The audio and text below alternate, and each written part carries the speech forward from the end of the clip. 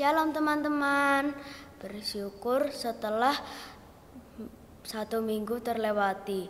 Hari ini kita kembali beribadah. Mari kita datang kepada Tuhan. Kita menyanyikan Jalan Serta Yesus.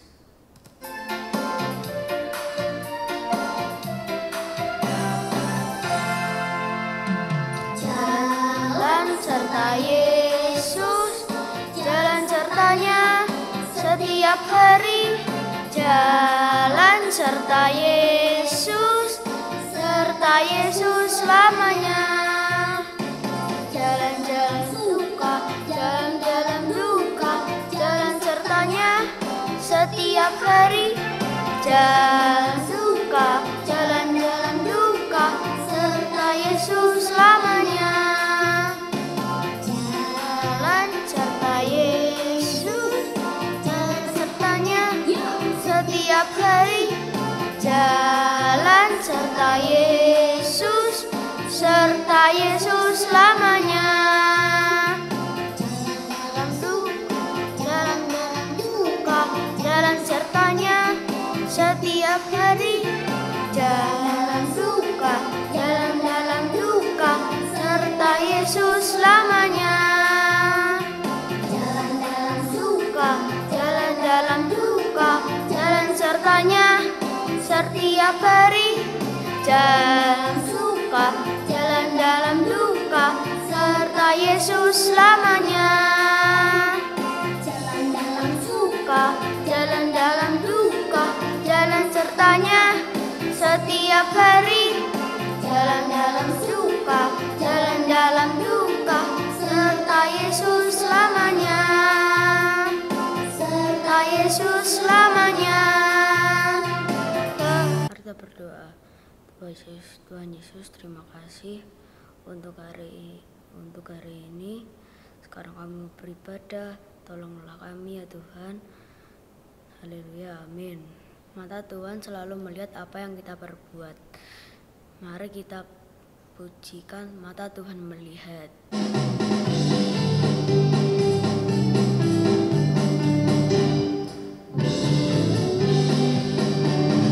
Mata Tuhan melihat apa yang kita perbuat, apa yang baik, kalau yang jahat. Oleh sebab itulah jangan berbuat jahat. Ingat, Tuhan melihat. Tuhan melihat apa yang kita perbuat, apa yang baik, apa yang jahat. Oleh sebab itulah jangan berbuat jahat. Ingat, Tuhan melihat. Tuhan melihat apa yang kita perbuat, apa yang baik, apa yang jahat. Oleh sebab itulah jangan berbuat jahat. Ingat, Tuhan melihat. Tuhan melihat. Tuhan melihat. Agar kita bisa melakukan firman Tuhan, kita perlu dekat dengan Tuhan selalu. Firman Tuhan ada di hatiku.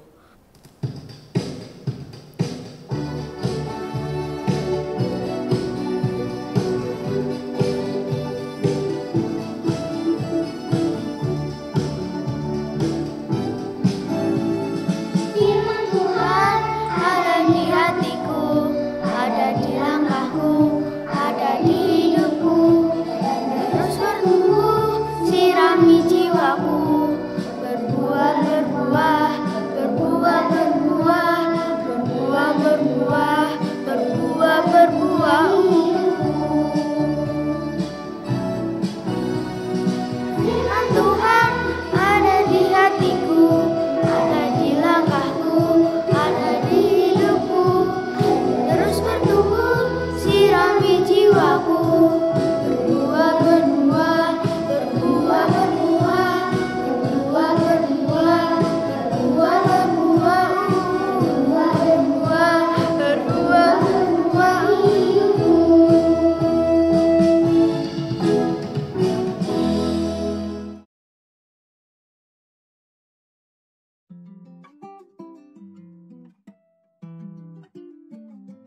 Selamat pagi anak-anak. Nah, tiba saatnya kita akan bersama-sama belajar firman Tuhan. Mari kita siapkan hati kita siapkan Alkitab kita. Namun sebelumnya kita akan berdoa dulu ya. Mari kita berdoa. Puji syukur Tuhan Yesus, jika pagi ini Engkau sudah menolong kami di dalam muji-muji nama-Mu. Tuhan Yesus, sebentar kami akan bersama belajar akan kebenaran firman-Mu. Tolong kami Tuhan, agar Engkau menjadikan hati kami tanah yang subur, yang siap Kau taburi benih kebenaran firman-Mu. Roh Kudus, Engkau akan menolong kami untuk kami boleh mengerti maksud firman-Mu buat kami pada hari ini. Terima kasih Tuhan, kami serahkan sepenuhnya penyampaian firman-Mu pada pagi hari ini dalam kuasa dan pimpinan-Mu. Haleluya. Amin. Anak-anak, tema firman Tuhan pada pagi hari ini adalah kecurangan Gehazi. Nats Alkitabnya terambil dari 2 Raja-Raja pasal yang kelima ayat 19b sampai yang ke-27. Yuk kita dengarkan bersama. Maka berkatalah Elisa kepadanya, "Pergilah dengan selamat." Setelah Naaman berjalan tidak berapa jauh daripadanya, berpikirlah Gehazi, bujang Elisa, abdi Allah. Sesungguhnya tuanku terlalu menyegani Naaman, orang Aram ini, dengan tidak menerima persembahan yang dibawanya. Demi Tuhan yang hidup, sesungguhnya aku akan berlari mengejar dia, dan akan menerima sesuatu daripadanya. Lalu Gehazi mengejar Naaman dari belakang. Ketika Naaman melihat ada orang berlari-lari mengejarnya, turunlah ia dengan segera dari atas kereta untuk mendapatkan dia dan berkata, "Selamat." Jawabnya, "Selamat. Tuanku Elisa menyuruh aku mengatakan, baru saja datang kepadaku 2 orang muda dari pegunungan Efraim, dari antara rombongan nabi. Baiklah, berikan kepada mereka setalenta perak dan 2 potong pakaian."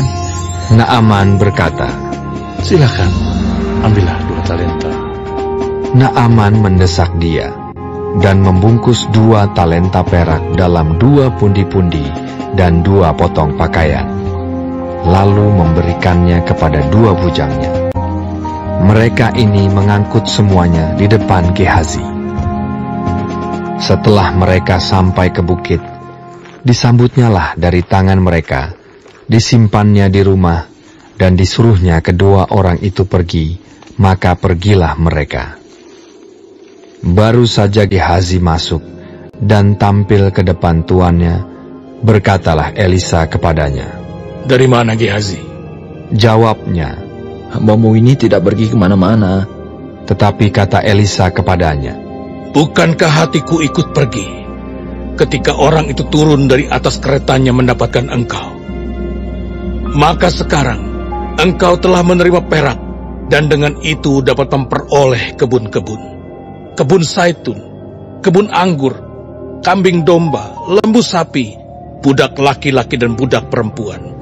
Tetapi penyakit kusta Naaman akan melekat kepadamu dan kepada anak cucumu untuk selama-lamanya." Maka keluarlah Gehazi dari depannya dengan kena kusta, putih seperti salju. Nah, anak-anak, di dalam pembacaan Alkitab kita pada hari ini tadi dikatakan bahwa di situ ada seorang panglima dari kerajaan Aram, yaitu namanya Naaman. Panglima Naaman ini sangat disayangi oleh Raja Aram, dan karena dia berkedudukan sebagai panglima, orang ini sangat kaya, berlimpah harta kekayaannya. Tapi anak-anak, sayangnya Naaman ini menderita sakit kusta.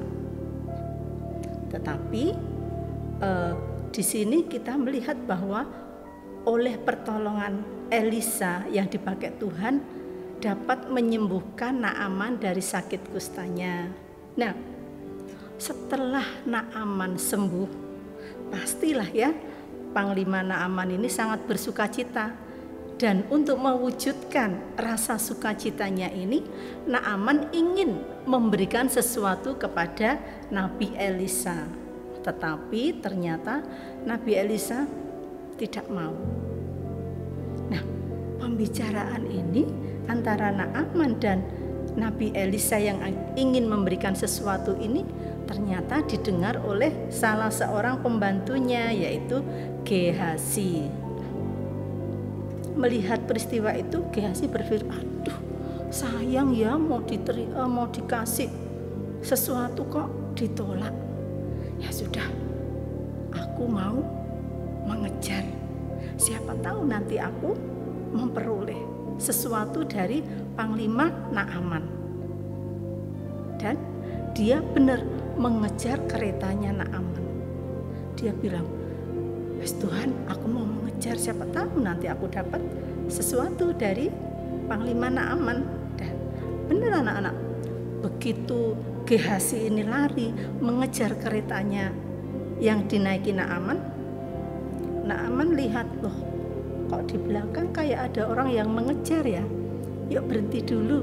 Nah, akhirnya apa? Akhirnya Naaman berhenti dan turun dari keretanya mendapatkan Gehazi.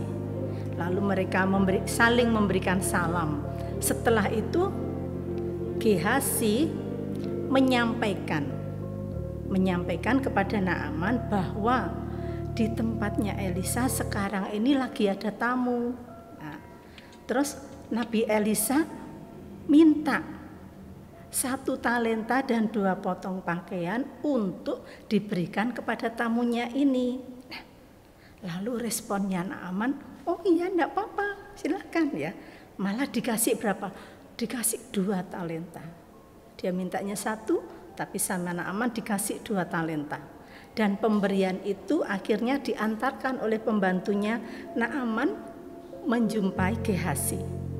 Setelah bertemu pembantunya Naaman dengan Gehazi, akhirnya pemberian itu dimasukkan ke dalam rumah, disimpan ke dalam rumah.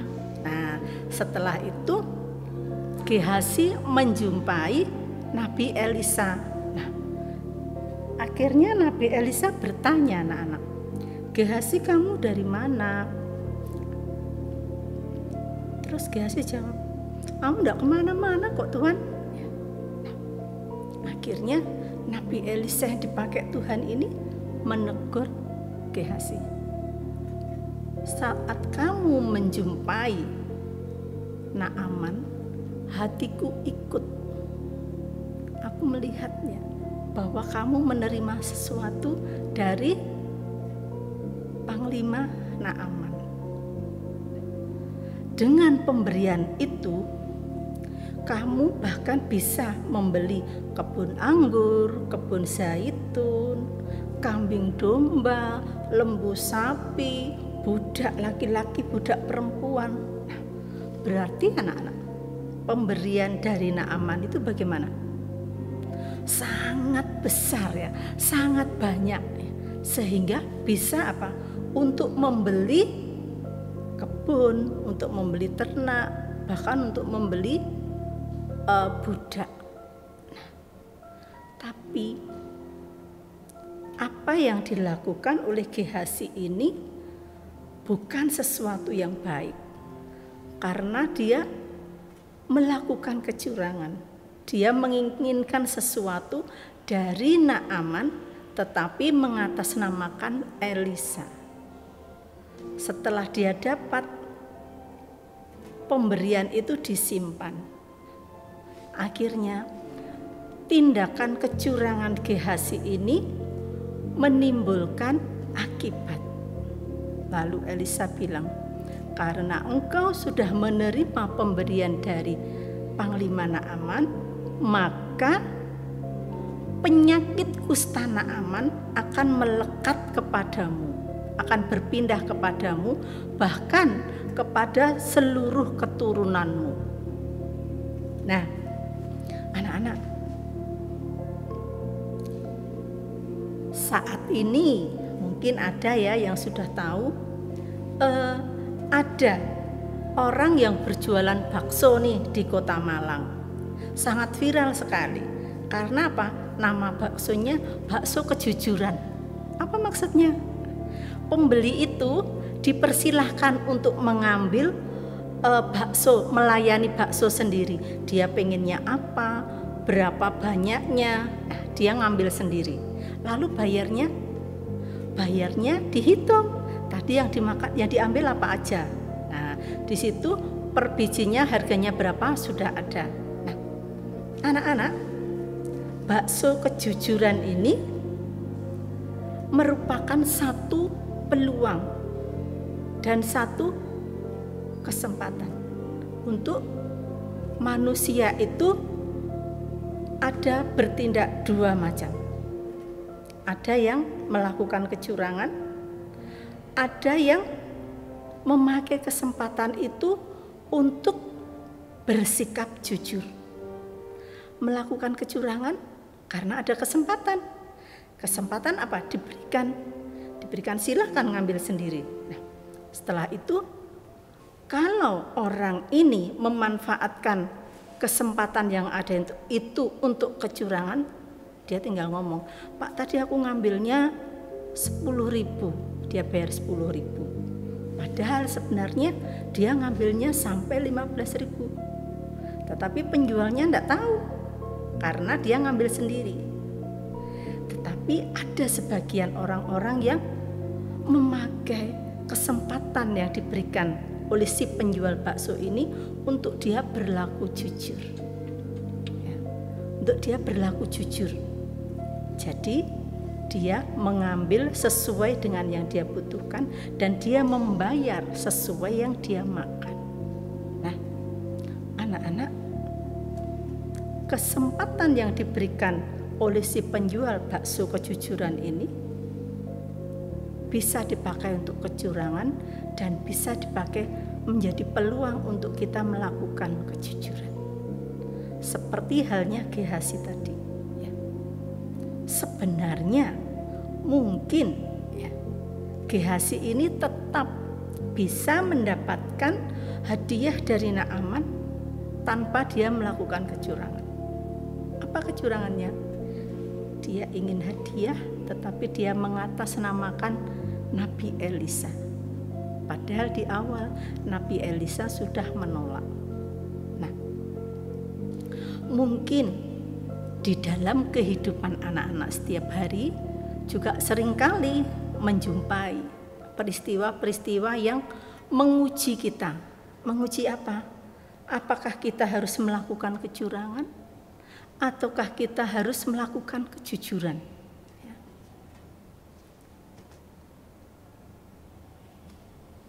Contohnya ya, beberapa minggu yang lalu nih Bu Kris belanja. Salah satu barang yang Bu Kris beli itu adalah kopi saset. Nah, saat itu Bu Kris beli 2 renteng. Setelah itu biasa ya bayar, setelah bayar Bu Kris pulang. Kebiasaan Bu Kris itu kalau sudah di rumah dilihat nih lagi notanya. Barangnya sama, catatannya sama enggak. Nah, saat itu ternyata ada yang tidak sama.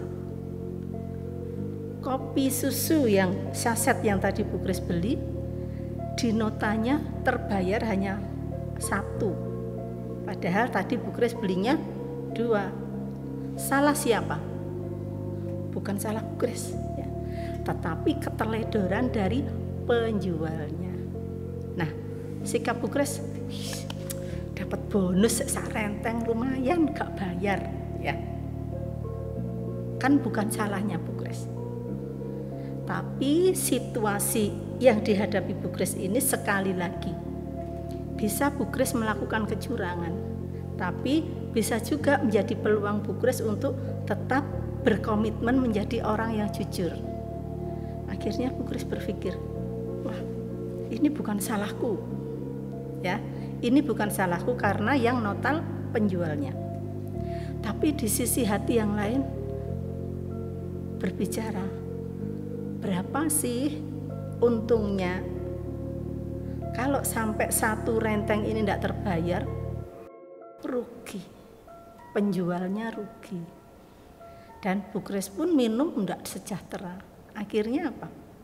Akhirnya dengan pertolongan Roh Kudus Bu Grace bisa melakukan kejujuran, yaitu besoknya balik lagi ke tokonya, menyampaikan notanya ini, tetapi saya belinya 2. Akhirnya Bu Grace membayar lagi 1 renteng yang kemarin belum di total. Nah, anak-anak, setiap kita itu berpotensi untuk melakukan kecurangan, baik kecurangan kecil ataupun kecurangan yang besar. Karena apa? Karena ada orang lain yang memberikan kesempatan itu, ada yang lengah, dan kita bisa melakukan kecurangan itu. Nah, kalau lawan kecurangan itu apa? Jujur, ya. Nah, orang yang jujur itu tidak langsung menjadi orang yang jujur, tetapi dia melalui proses. Dari sedari kecil sama orang tuanya sudah diajarin untuk bersikap jujur, dan sikap jujur ini terus dipelihara, dirawat sampai akhirnya besar. Kalau ada kesempatan untuk melakukan kecurangan, maka kejujuran ini akan berperang dan menolong kita untuk menjadi anak-anak yang jujur. Karena apa, anak-anak? Kalau kita melakukan satu kecurangan, itu yang rugi bukan hanya orang lain, tetapi juga diri kita sendiri. Diri kita sendiri. Karena apa?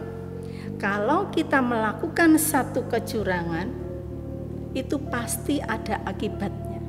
Seperti tadi Gehazi, dia melakukan kecurangan dan dia menerima akibatnya. Apa? Penyakit kusta Naaman pindah ke Gehazi. Bukan hanya Gehazi, bahkan seluruh keturunannya. Nah, oleh karena itu anak-anak, mari kita belajar melalui firman Tuhan pagi ini, bahwa jika kita melakukan kecurangan atau kejujuran, itu pasti ada konsekuensi yang menyertainya. Nah, mari kita tidak memelihara hidup kita dengan kecurangan, tetapi kita belajar untuk bersikap jujur, menjauhi kejahatan. Karena dengan begitu kita akan memelihara hidup kita, memelihara nyawa kita. Nah, seperti ayat hafalan pada minggu ini yang terambil dari Amsal 16 ayatnya yang ke-17. Yuk kita baca bersama ya. Menjauhi kejahatan itulah jalan orang jujur. Siapa menjaga jalannya, memelihara nyawanya. Amin.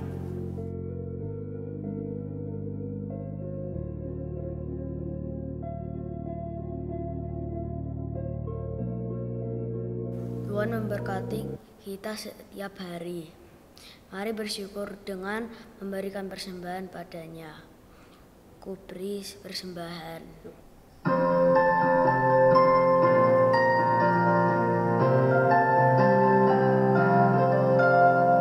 Kuberi persembahan pada Tuhanku sambil puji Yesus Juru Selamatku.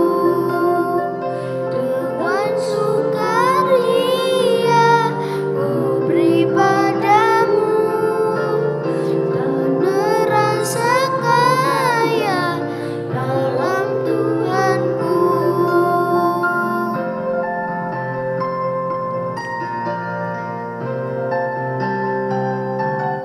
Tuhan Yesus, terima kasih untuk berkat-Mu. Kami telah memberikan persembahan. Berkati persembahan kami. Terima kasih Tuhan Yesus. Amin. Teman-teman, lakukanlah yang baik dan taatilah firman Tuhan. T-A-A-T, taat.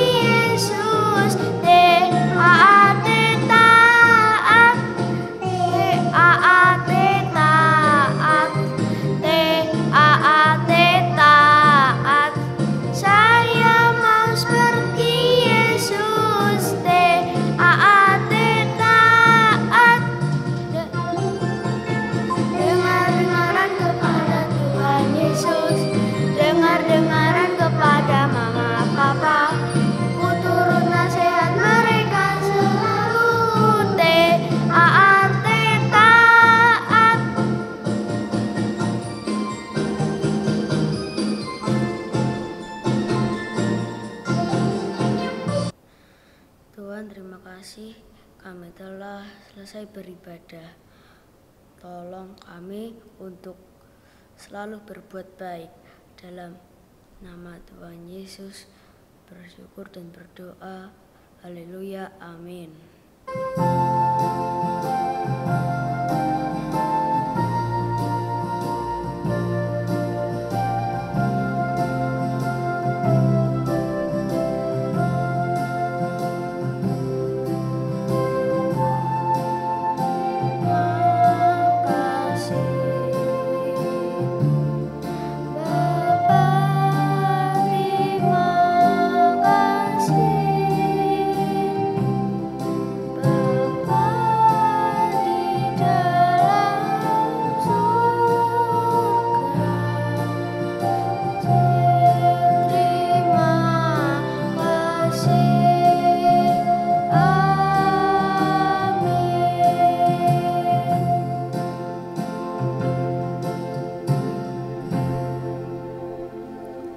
Sampai jumpa teman-teman.